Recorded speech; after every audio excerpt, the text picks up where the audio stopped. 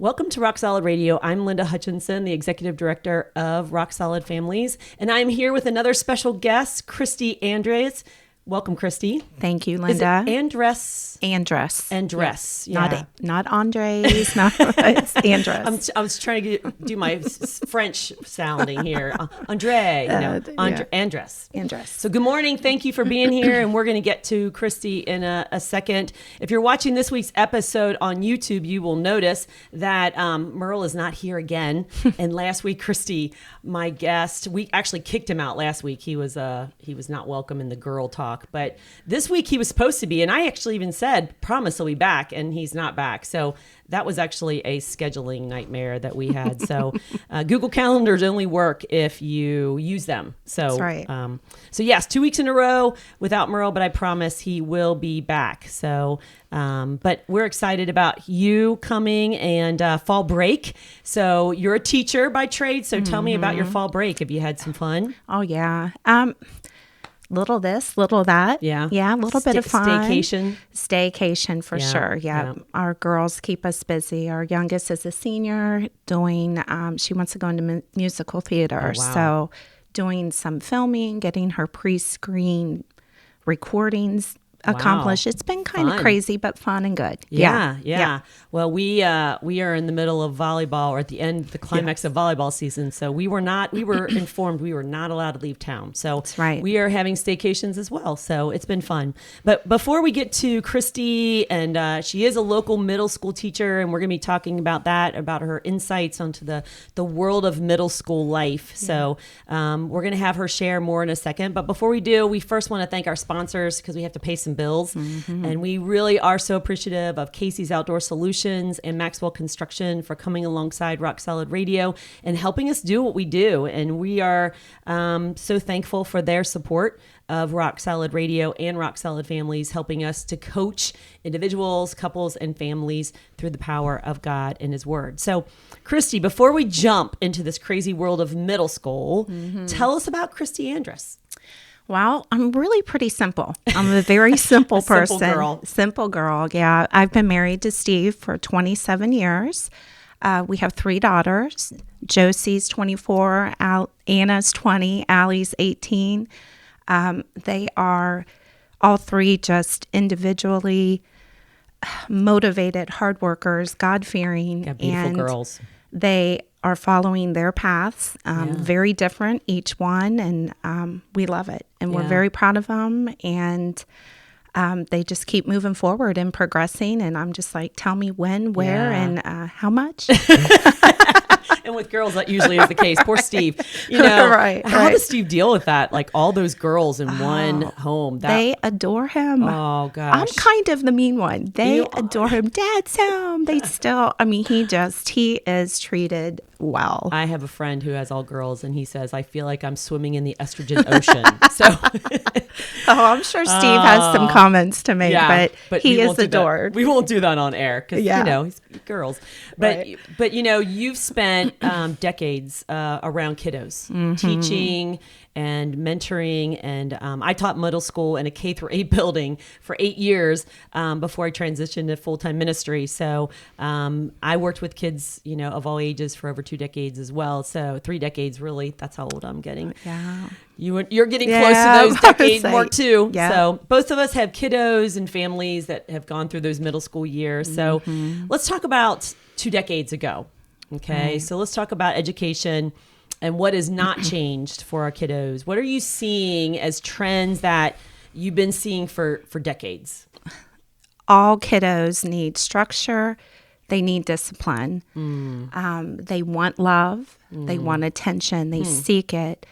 They love to play, and they love to have fun. The laughing, and that's the best.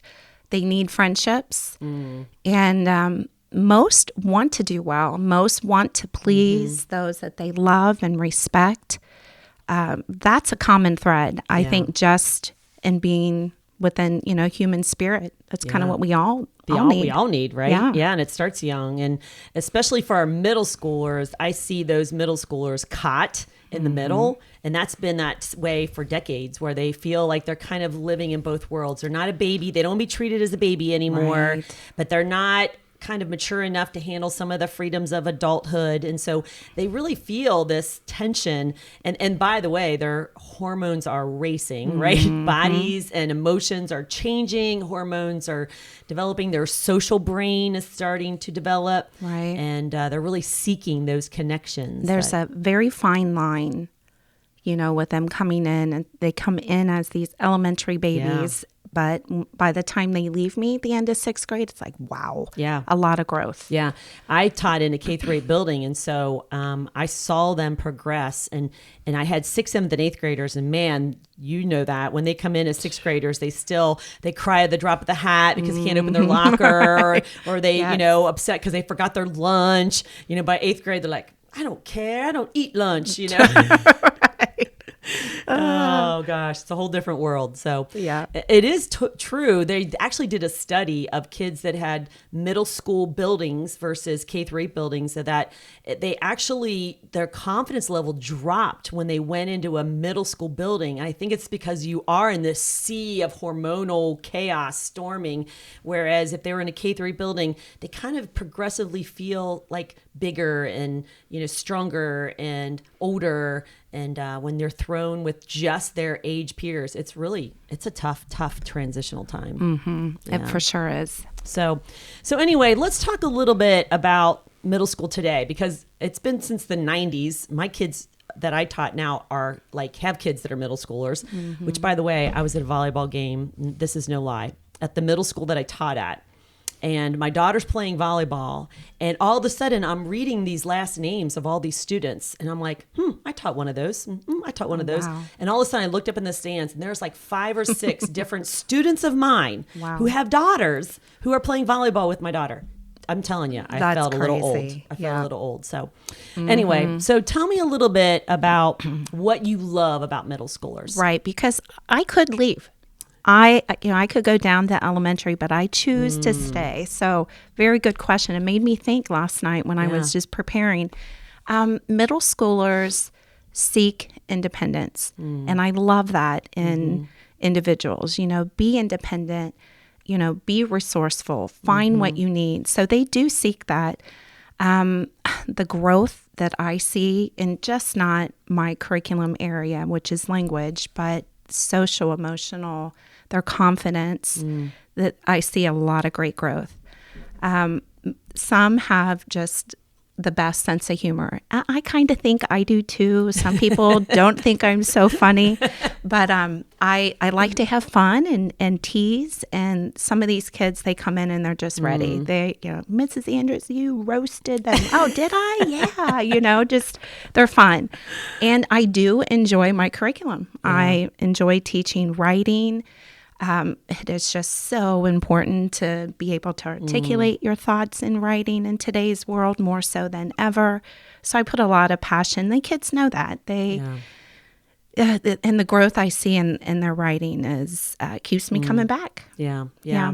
So yes, I see the same thing. And I used to love my students. They kept me laughing. They kept me on my toes. And they definitely called out when things they thought were inappropriate. Like they would call out my outfit, like, Mrs. Hutchison, what are you wearing today? I'm like, I would really go home and think, like, what was I wearing today? And so it's tough. It's tough when they are trying to figure it out. And so they really can be fun. But let's talk about what has changed in middle school life for what you see going back to the days when you started teaching to now. Hands down, the use of electronics. And, and I'm just not talking the phone or an iPad. It's the video games and Chromebooks.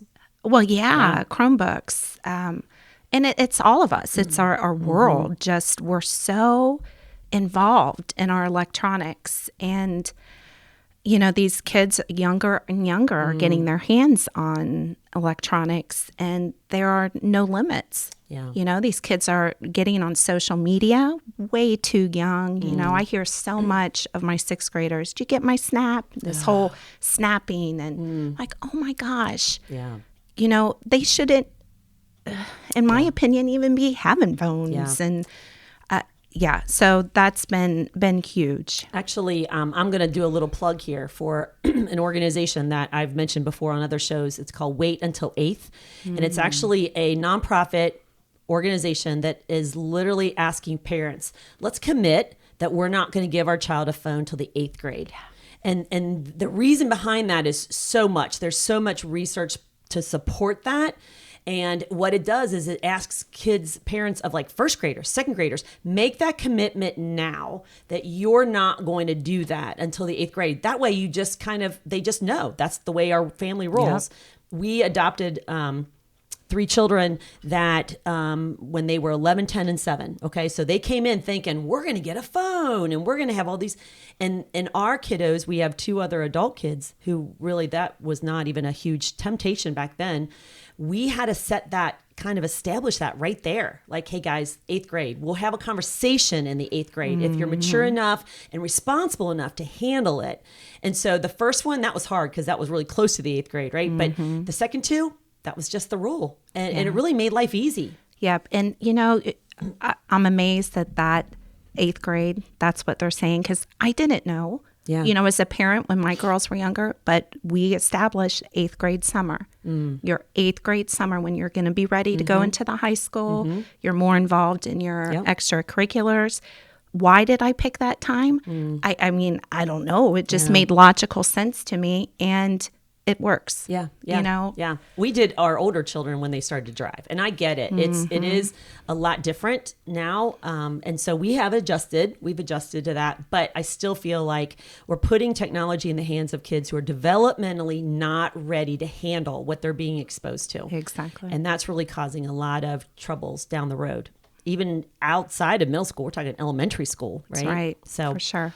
So yeah, the technology and the social media is huge, and it's definitely affected our kids. Right, and I think that's affected our families, our family life, how time is spent at home. Yeah, after supper, go outside and play. Put the electronics down. Don't even, have a rule. Yeah. We're not going to get on. We're going to play as a family. Yeah. If it's rainy, let's play a board game. Let's play memory. Yeah. Instead of everybody sitting around on their electronics.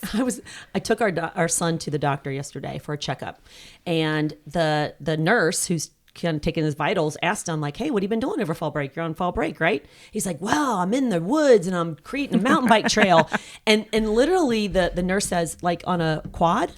And he's like, no, a bike. And she's like, do kids use bikes still? And I was like shocked. But you know what? She's right. Like, there's so many kids who don't even use a bicycle, who don't even go outside, who swing or don't climb a tree anymore. And it's because we've allowed them to sit on a screen all day, every day. Yep. And that's not how you spend your fall break. That's not a healthy way. At least families today, we got to make some choices. So what else are you seeing? Well, just the lack of structure and discipline. Kids, they just appear to be able to do what they want when they want. Where the child is kind of dictating and running the show. It's almost as if parents are afraid to hurt their feelings or don't want them to get upset and cry and, have a temper tantrum, which is part of the territory. Yep. It comes with it. Yeah. So, Christy, I know that you're still teaching, so I can speak to this a little easier because I don't care if I offend parents. Like, I don't have a job to lose on that one. But I will tell you that as teachers and as parents, and as coaches, we have told parents, you have got to have the back of your teachers and your principal in your school. If you come to the defense of your student every time there's an issue, what you're telling that kid is that all those authorities over them are wrong, and that you're going to take their side. And I'm not saying there's cases and exceptions to that rule, but the entitlement that we're giving our children right now. And I'm just going to call out the 3 R's, okay? These are my grandma's 3 R's, man, and she taught it, and my mom taught it, and I'm teaching it, and it's kind of a lost art, okay? Here's the 3 R's. Write this down, mom and dad, okay? 1 is respect, okay? I cannot tell you how many substitutes and how many coaches and how many referees are quitting in mass droves because there's no respect for them and authority because the kids think they rule the roost. They can tell off a ref. They can cuss out a substitute. They can sneak out of the room. Like really? Like, where's the respect for the authority? So respect is one. The second one, I believe, is responsibility. We're doing for our kids what they can do for themselves. Yeah. And as a mom, if you look at them and say, "Oh, I want to do more. My mom and dad didn't do that for me. They told me no, and I want to say yes to my kids." You're not helping them. You're seeing the monsters that we're creating, and I'm not calling our kids monsters, but the attitude and the entitlement is the monster, right? Yep. That you are having to deal with in the classroom. Yeah. And that makes it very tough to do your job. I know it is because I see it. And Right. the third one is resourcefulness, that we're not turning off the screens, turning off the phones, turning off the computers, turning off the TV and saying, "Go outside. I'm bored. I don't care. Go outside." Like, ride your bike, build a fort, Right. draw on chalk. Pick up a stick. Pick up a stick. Right. Yeah. And so that's going to only come if we as parents instill the 3 R's. So, yeah. So let's talk a little bit about, and I'm going to speak to this too, because I don't want you to offend any parents that are going to listen. They're like, "Oh, she's talking about me." The stability in the home. We've got so many kiddos who are going home to empty homes Yeah. or multiple homes. And they are unnerved by that. That creates instability. And as we taught with your teachers recently, instability creates insecurity. And so we've got to help get the stability back in our home. And whether that's mom going part-time, Right. whether that is one home that the child is going to on a regular basis, something to help them create that stability. Yeah. I couldn't agree more. Yep. So, all right, let's talk specifically about the pandemic, Christy, because, we've been in the last 2 years, 18 months, in a whole different time of life for our kiddos and our families. And so what have you noticed specifically, maybe while the kids were quarantined and back in school? What have you seen happening? Well, while quarantined, the best part of the quarantine was, when we would Zoom with our students, with the kiddos, or Google Meet, whatever you want to call it. And they absolutely love that. They would just light up. "Hey, Mrs. Andres." Some would just Zoom me after the Zoom meeting. And I'll never forget one time I was in the bedroom folding laundry and like, "What are you doing?" There was like this group that I'm like, "Well, I'm just folding laundry." They were lonely, but they are seeking that attention, and it was adorable. So, that the Zooming was really healthy when we just have the what's it called? The day where, they're just on their computer and we aren't Google Meeting. I forget the term off the top of my head. That was not good. I would get lots of emails. They need the interaction. Yeah. Since we've been back, oh man, it's been glorious. Lots of smiles. The masks are gone and I can see, they can see me smiling. I can see them. We are in a district where we're not wearing masks, and praise God, because our kids need to see our facial expressions. They need to be able to see other people smiling at them. Man, there's some kids who've gone a year or two without that. Yep. That's hard. That's hard on our kids. Right. And they're so talkative. It's kind of hilarious. They just keep talking to each other. They disregard the bell, disregard me standing up there. I'm like, "Hey guys, I love that you love each other and you want to talk." So much better overall than, last year. The big thing we noticed though, okay, you're talkative. That's great. We can deal with that. They're not really wanting to work hard. Motivation has definitely been an issue. Yes.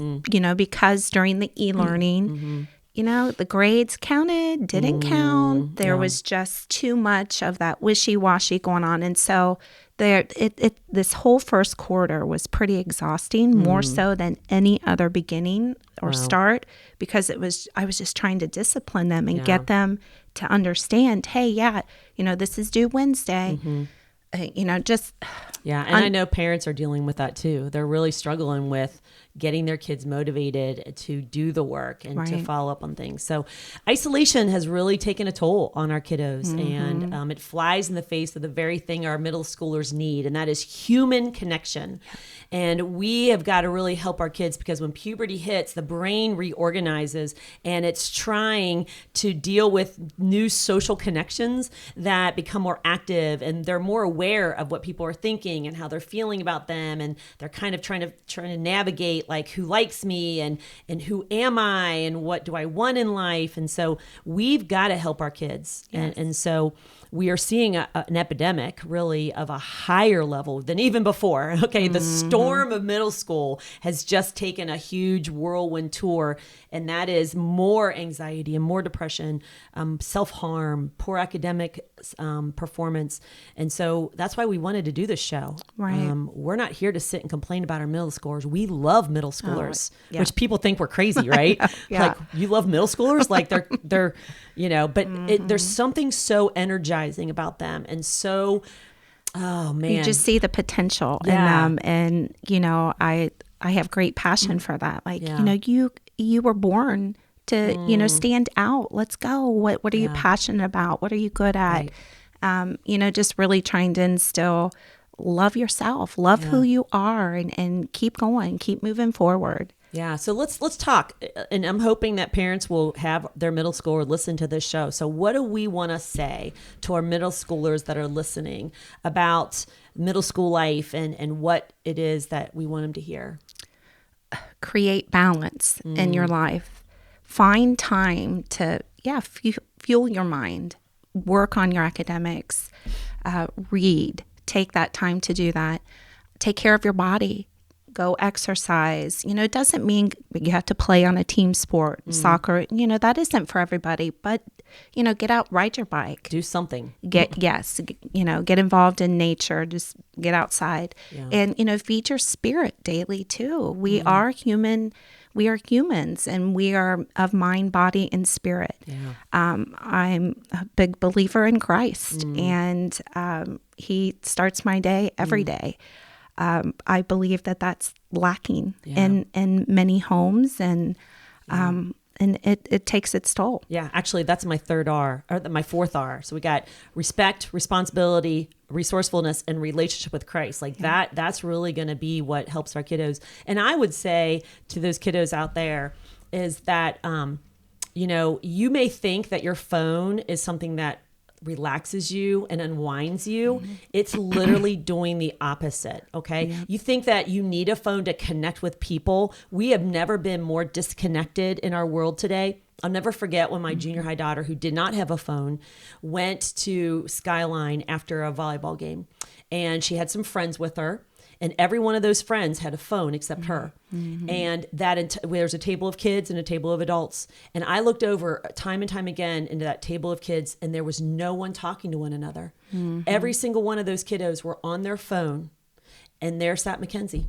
And I felt for her, but she saw something. Yep. She saw something that she did not want to do. And that is disconnect. Sitting at the lunch table. How many times do you go down the cafeteria and see in the lunchroom? And it bothers me. They're allowed to bring their phones. And whenever I dismiss my fourth period, I'm like, have good conversations, talk to each other. Yeah.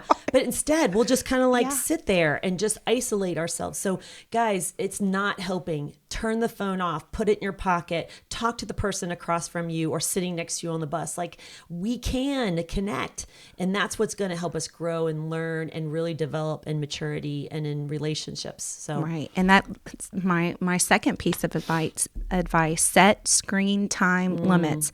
I am not putting down these video games. Oh my gosh, some of you guys they're so good at it. Yeah. I think it's now a college sport. Yeah. You can get college scholarships. I have kids all the time tell me, I'm going to be a professional gamer. That's going to be my career. Well, yeah, that's a possibility. So, hey, you still need to have limits on that, you know? Some of you guys stay up way late. Mom and dad don't even know. Yeah. They have no idea how late you're staying up. That is not okay. Yeah. And parents, take the devices out of their rooms. They should not be in there. Yeah. Yeah. So we're going to jump to the advice for parents, and that would be one of my very first things, honestly, is in our home, and I believe it's a healthy habit to have phones sleep in the parents' room. Okay. I don't even like them out in the kitchen because, you go to bed at 10 o'clock or 11 o'clock, and then the kids just go get their phone for the rest of the night. Right. So I have parents who say, oh, well, they have them in their room, but they have, blockers on them or, limits on them, and fine. But I'm just telling you, our kids are smart, and there's a million different ways to go around all of those limits and all of those blocks that you have. Yep. But if it's physically not in their room at night, then, and I've had parents say, well, they need it for an alarm clock. Go to Walmart and buy an $8 alarm clock. Yeah. Because that really doesn't sit well with me. Like, that's a really lame excuse. Yeah. I couldn't agree more. Give me another, advice for the parents. Basic manners. I've noticed, a fall of that. When somebody says hi to you, say hi back. Look at them, say hi. The please, the thank you. Again, this isn't all children. It's just something I've noticed. And it's not rocket science. It's not. It's basic stuff. Right. Yeah. And hold the door. For, we're going in and out of rooms all day long. Hold the door open for somebody, for the person behind you. Yeah. I'm constantly saying that all day long. Excuse me. Yeah. They'll walk right through conversations. Hey, back it up, circle around. I was with a group of teachers the other day, and they all were like, had their arms like this. And I'm like, why are you guys? And they're like, because if we don't, the kids literally just walk right through our conversation. And it's true. Like, they just don't even think twice. The social awareness is gone. Yeah. And that starts at home. That starts at home. Mom and dad. That's why you have the 3 R's: respect, responsibility, and resourcefulness. If you go to McDonald's, give the kids money, have them go order. Okay. And then you monitor. Are they using manners? Are they speaking up?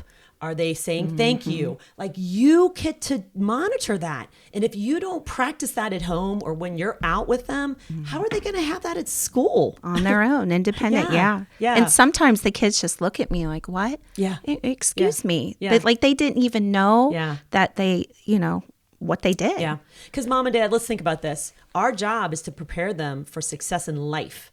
And the first time they get a job, and I had this, by the way. I had a client who was a young adult who literally lasted 3 days at their job because it was a fast food restaurant and the person made them mop the floor. And they said, they can mop the floor. And why do I have to keep mopping the floor? Because that's your job. And that's what they hired you for. But it's like beneath them, right? And no one's taught them at home to mop the floor or to vacuum their room or to take out the garbage. And so if we don't do that at home, the first time a boss tells them or a teacher tells them, they literally blow up. Yep. And we're not helping our kids succeed in life because it's not going to be the way that you're teaching them at home. So, and that's not all parents. We've got some great parents out there, of course, who are doing an amazing job and know that they've got to set limits. They got to love their kiddos. And they got to set limits as well. So we thank you if you're that one of those parents. For sure. For sure. So anything else that you would want to say, Christy, to these parents? What about trusting education? I think that's a huge issue today, isn't it? It is. I guess, who can I blame for that? Mainstream media, just, I don't know. There's just this lack of respect that it breaks my heart. And trust. And trust. Yeah. I mean, I myself know the amount of time and dedication I have to this career. I consider myself a professional. I take it serious. Most of us do. Yeah. And I've just noticed that the lack of trust. Well, what are you doing this for? And you did it. And wait, hold on. And that's one of the first things I say to my students. You have to trust me. Yeah. That don't question everything we're doing in here. It's a process. Right. There are many steps to education, and they work together. Right. And I would say on that is we've got to assume positive intent. Yes. And that's not our world today, okay? This whole conspiracy theory about everything and everyone, right? Whether it be vaccines, whether it be our government, whether it be about education, whether it be whatever, we've got to trust those that we've put in authority over our kids, whether it be a coach, whether it be a teacher. Right. And if you're at home really mistrusting everybody and everything, you're creating a dynamic in your children that is not going to fare well for them in life. And it's really going to get ugly. It's going to get worse before it gets better. That's right. So understand that for many of our students, their plate is already full. I mean, the whole time of middle school, this transitional period, this storm of emotions and hormones, it's already a lot. And then we've got these outside pressures that maybe we haven't seen, like COVID, gender confusion. Our kiddos are just latching on to the first thing that feels good or sounds good.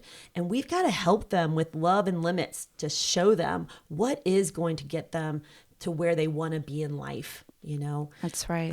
So maybe even give our kids a little thicker skin. We're seeing some of that with the bullying and things of everything is taken so personally and so harshly. Right. You know, we're talking before we came on air, just teasing, you know, how that goes south really quick anymore. Right. And you know, we teachers, we're like, gosh, we have to watch everything we say, which really takes some joy out of our job because, you know, and I love what you said. It's everything is with positive intent. Yeah. No, you know, no one goes into their job, into the classroom. I'm going to, you know, put this kid down. Yeah. It's not at all. A thicker skin. Hey, they're just teasing. Go with it. Just roll with it. We have amazing educators, and yeah, there's always a bad apple that, you know, is cruel anywhere in any profession. But for the most part, we did not go into education to get rich. No. You could take your skills and your experiences and make a lot more money and have a lot less headaches in other professions. But we chose because we want to invest in our kids and families. And so that's why we do what we do. And I'm so thankful for you, Christy, and just the years and years that you've spent just pouring into kiddos. Do you have any kids that are old enough now to have kids? Oh, yes. Yeah. Yes. So doesn't that make you feel a little old when they come in and like, sure. Oh gosh. Oh yeah. Yes, I feel old, but man, is it pretty awesome. Yeah. It's rewarding. And, you know, they come back and they have great memories, you know, so.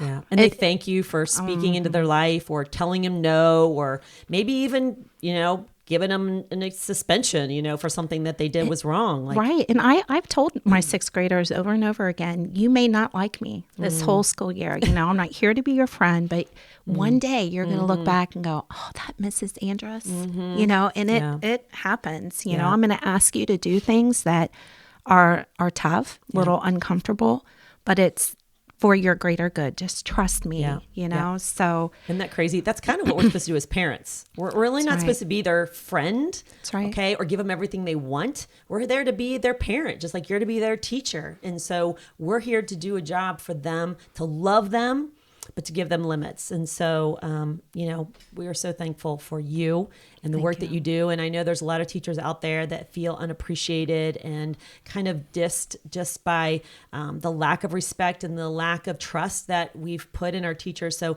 please, as a parent, you know, let's partner together with the schools. Right. Let's partner together with our teachers for the better good of our students. They need that. When we're divided, nobody wins. Nobody. And so our kiddos need us more than ever. And I'm so thankful for teachers like Christy. Christy, anything else that you want to say before we close that maybe we haven't covered? Well, thank you so much for giving me the opportunity to speak truth. I'm just a big component. You know, the truth sometimes hurts. You know, it can be hard to speak it. It can be hard to live it.